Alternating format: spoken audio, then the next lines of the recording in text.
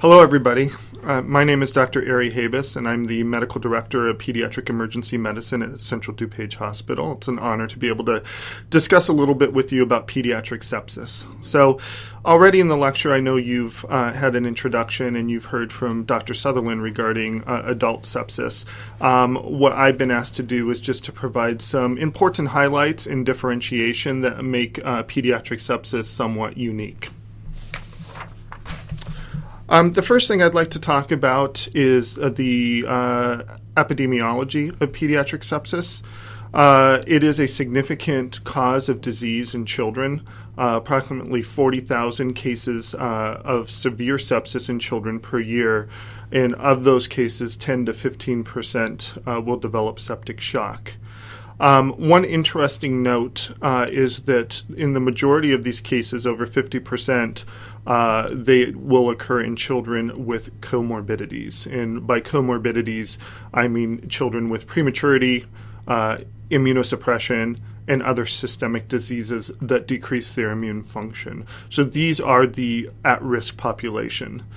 Neonates account for a large portion of children who become septic.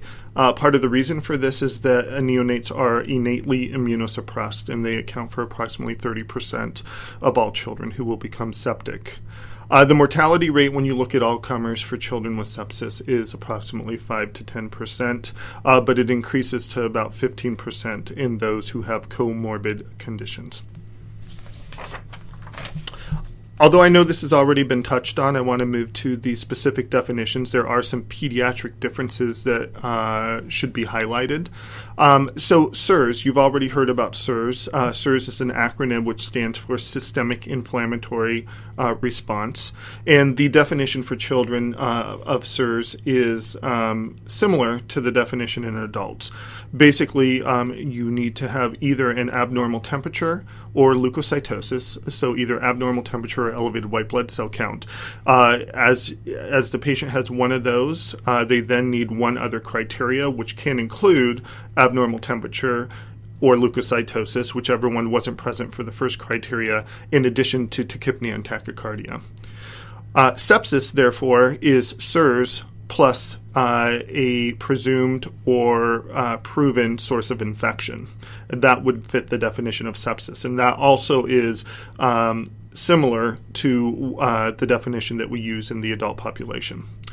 Septic shock, by definition in children, is the presence of tachycardia plus poor perfusion.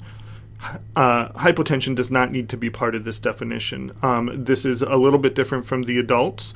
And the reason for this is that children have a vast capacity to increase their cardiac output by increasing their heart rate. They do this basically until the very end, and then they decompensate with hypotension. So by the time a child is hypotensive, they really have no further cardiovascular reserves, and this is considered to be a more severe form of shock that we call decompensated shock. So the next couple of slides, I'd like to just highlight two different groups of children and talk about some of the risk factors and potential bacterial etiologies of sepsis. I'm going to divide these next few slides into the neonatal population, which is a distinct population to consider, and then talk about infants and children as a general population as well. The neonates have multiple different risk factors, mostly maternal, for achieving sepsis. In this slide, we'll go through them. This includes mothers who are group B strep positive while pregnant, children who are preterm, and mothers whose waters break 24 hours prior to delivery. All of those children will be at increased risk for bacterial sepsis. The common bacterial etiologies for sepsis include group B strep, Haemophilus influenza, Listeria, E. coli, and herpetic infections. Other risk factors in the neonate include hospitalization, and in that subpopulation of children who are hospitalized, we see an increased risk of coag-negative staph, and also an exposure to other people or family members who have infection. Neonatal sepsis is divided into two temporal forms: early onset or late onset. Early onset, by definition, is considered to be within the first 72 hours after birth, and it is thought to be primarily acquired through transmission through the vaginal or birth canal tract. Because of the possibility of swallowing the organisms or aspirating the organisms as the infant or neonate transverses the birth canal, the majority of these cases tend to be pneumonia. Late onset is therefore defined, late onset sepsis is therefore defined as anything after 72 hours. And the strict definition is anything from 4 days to 90 days of life. This is often iatrogenically caused, so it's more common in hospitalized neonates and caused by indwelling lines or catheters. Late sepsis is typically more likely than early sepsis to be either bacteremic or meningitic in nature. As I spoke about a little bit earlier in this discussion, neonates are, by definition, relatively immunosuppressed. They have some benefit from transfer of maternal antibodies, but they themselves are not creating their own antibodies as they've not been exposed to much in life, and their immune system is naive. So it is critically important to identify sepsis early in these children, as if the identification is missed, the mortality rate can reach upwards of 50%.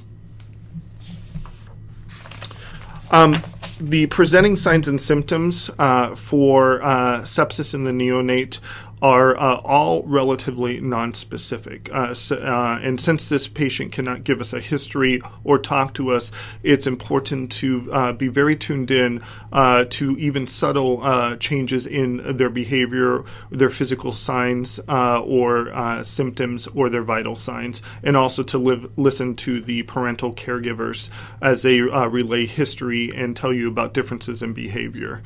I've listed some of the major signs and symptoms, all of which, again, are nonspecific, but can be evidence that the child is potentially very ill or septic. This would include temperature instability, and in neonates, low temperatures or hypothermia is as significant as a true fever or hyperthermia. Difficulty breathing, which sometimes can manifest as periods of apnea, lethargy or irritability, weakness. And in an infant or neonate who is weak because their muscles are actually muscles and neurological symptoms are actually, muscles and neurological system are still developing, weakness may be manifested as difficulty sucking, difficulty eating, or relative anorexia. The child may present with seizures. Other signs and symptoms include tachypnea, grunting, intercostal retractions, cyanosis, tachycardia, hypotension, abdominal distension, and or decreased tone. Overall, as we spoke about, you have to maintain a high index of suspicion when dealing with a neonate, and any one or two of these symptoms should be taken quite seriously. Hemodynamic decompensation is a late and onerous sign, and this may be shown in the neonate by apnea or bradycardia. All of these indicate severe disease. So moving away from the neonatal population, which basically encompasses the first 90 days of life, talking about infants with a more mature immune system and children in the general pediatric population, sepsis can be caused by a myriad of bacteria, viruses, fungi, and parasites. In the United States and other developed countries, E. coli, Staph aureus, Staph pneumonia, and Neisseria meningitis are the most common causes of bacterial sepsis in children. As mentioned in our initiation slide, the most frequent cause of allowing bacteria to get into the bloodstream is secondary to underlying comorbidities or immunosuppressed states. This would include children with AIDS, children with sickle cell anemia, and children with splenic dysfunction. These children tend to be more prone to getting bacteria caused by encapsulated organisms such as strep pneumonia. In sickle cell anemia, there is a predisposition also to salmonella. Children with burns, because of the breakdown of that protective barrier and destruction of the epidermis and potentially of the dermis, can become septic from organisms that typically aren't thought to be pathogenic but live on the skin surface. Children with congenital heart disease, because of the disruption of blood flow, can have sepsis secondary to formation of vegetation on the valves and subsequent colonization by bacteria and endocarditis. Children with malignancies, either prior to medical treatment such as chemotherapy or before, are immunosuppressed and therefore can become septic from a wide range of both bacterial, viral, and parasitic infections. And finally, hospitalized children and those with indwelling catheters are at increased risk. The presenting signs and symptoms in older children include fever, tachycardia, rapid or labored breathing, color of extremities or color change in the extremities, and then the more onerous or significant and obvious signs of sepsis would include hypotension, hypothermia, and localizing signs of infection.